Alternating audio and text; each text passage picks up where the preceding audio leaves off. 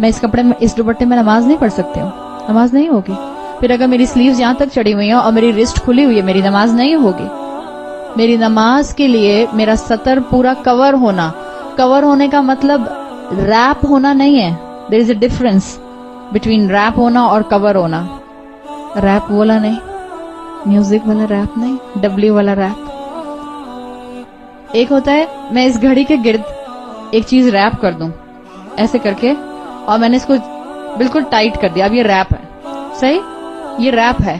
اور اگر میں نے اس کو بس ایسے کر دیا, اب کور ہے. So there is a difference between to rape something and to cover some thing.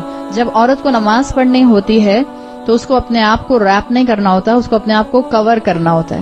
سو برائے مہربانی اگر آپ سکنی جینز پہنتی ہیں, یا اگر آپ ٹائٹ لیگنز پہنتی ہیں, یا اگر آپ ایسا چوڑی دار پجامہ پہنتی ہیں جس کو اتارنے کے لیے آپ کو کشتی لڑنی پڑتی ہے, تو پلیز اس کے اندر نماز نہیں ہوتی ہے. یا تو پھر اپنا کوئی اسکرٹ بنائیے, عبایا بنائیے, جس کو آپ نماز کے ٹائم پر پہن لیں. اول تو پلیز وہ پہنے بھی نہیں. اتنا دل سے دعا نکلتی ہے, اللہ ہم سب کی بچیوں کو ہدایت دے.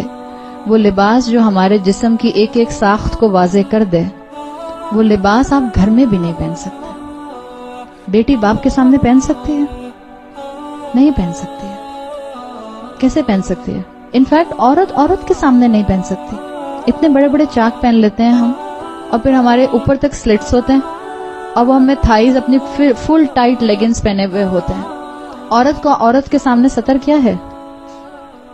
نیول ٹو نی, ناف سے لے کر گھٹنوں تک. یا آپ کسی عورت کے سامنے بھی نہیں کھول سکتے انٹل انلیس کہ آپ گائنوکالوجسٹ کے پاس جا رہی ہیں یا ڈاکٹر کے پاس جا رہی ہیں. اور ہمارے یہاں کتنا کامن ہے انڈر لیگز ویکسنگ کروانا. اٹس حرام, فوربڈن, ناٹ الاؤڈ. نماز کے لیے موٹی چادر استعمال کیجیے. نماز کے لیے ایسی چادر استعمال کیجیے کہ جس میں آپ سر سے پاؤں تک کور ہو جائیں. اگر آپ نے ڈھیلا لباس نہیں پہنا ہوا ہے, کوئی عبایا رکھ لیجیے اپنا, کوئی اسکرٹ بنا لیجیے اپنا. اس چیز کا احساس کیجیے. یہ تو میں لباس کی بات کر رہی ہوں. اور تم نے نیل پالش لگائی ہوتی ہے, اور کئی کئی دن سے لگائی ہوئی ہوتی ہے. اب تو جب سے یہ اللہ ہم پر اپنا رحم کرے, کہ جب سے کون سے والے نیلز آئے ہیں, آرگینک نیلز ہیں, آرگینک کلرز آئے ہیں کچھ. جب آپ اپنا ایسا مینیکیور کرواتے ہیں, جب آپ جاتے ہیں سیلونز کے اندر اور اپنے نیلز کے اوپر پتہ نہیں کون سا نیل آرٹ بنوا کر آتے ہیں جو 15-20 دن تک پانی میں ہاتھ جانے سے بھی نہیں اترتا, اسی کے ساتھ آپ نماز پڑھ رہے ہیں. کیوں دین کا مذاق بنا رہے ہیں؟ کون سی اللہ کی شان رحیمی کے انتظار میں بیٹھے ہوئے ہیں؟ اللہ نے کہا ہے وضو نہیں ہوگا اگر آپ کے نیل کے اوپر کوئی سکن ہوگی. ہم نے ایکولنٹ کر لیا. دین میں جب ہم آگے بڑھتے ہیں, جب ہم رسولوں کا اتباع نہیں کرتے تو یہ ہوتا ہے. عورتوں کو سمجھاؤ تو عورتیں کہتی ہیں موزوں پر بھی تو مسح کر سکتے ہیں, میں نے ناخنوں پر مسح کر لیا. دس از اے ایڈیشن ان دا دین. اللہ کے رسول نے سکھایا کہ اپنے ناخنوں کا مسح کر لینا. جس چیز, یہ بالکل وہی چیز ہے جس کا ہم نے ذکر کیا تھا. کسی بھی مزار پر جا کر کسی سیمنٹ کے سامنے اس کو بوسہ دیں گے تو شرک. حرم میں جا کر حجر اسود کو بوسہ دیں گے تو عین عبادت. موزوں پر مسح کرنے کا رسول اللہ صلی اللہ علیہ وسلم نے بتا دیا, الاؤڈ. نیلز کے اوپر نیل پالش لگا کر مسح کرنے کا نہیں بتایا, ناٹ الاؤڈ. مت آئیں ان دھوکوں میں, یہ پینیٹریٹڈ ہے, یہ آکسیجنیٹڈ ہے, اس میں سے پانی پینیٹریٹ کر جاتا ہے. آپ نے ٹرائی کر کے دیکھا ہے؟ مسلمانوں کو بے وقوف بنانے کے لیے ساری قومیں موجود ہیں.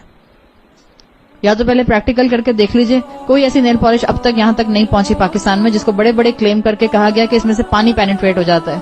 سیدھا سا علاج ہے, کر کے دیکھ لیجئے. میں نے تو 4 کو کر کے دیکھا, کسی میں سے بھی نہیں گیا. بٹر پیپر کے اوپر نیل پالش لگائیے اور اوپر پانی ڈالیے. اگر پانی نیچے بہ جاتا ہے تو نیل پالش پینیٹریٹنگ ہے, نہیں بہتا تو nail polish is not oxygenated. پانی نہیں بہے گا اس کے اندر سے, اور نہیں بہتا ہے. کیوں اپنی عبادت ضائع کرتے ہیں؟ عاملات الناصبہ, عمل کرنے والے اور تھکنے والے.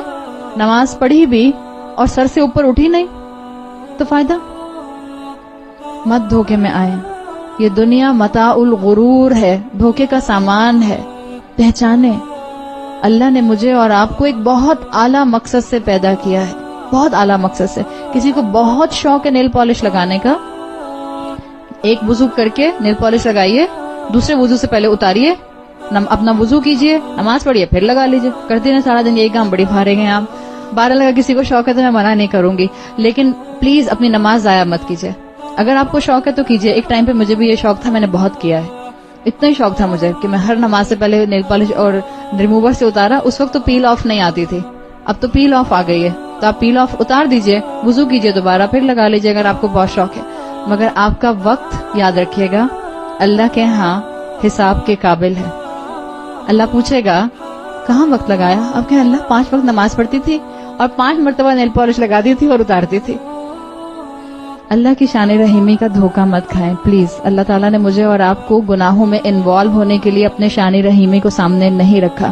اللہ نے قرآن میں رحمان کا لفظ بڑی ان سخت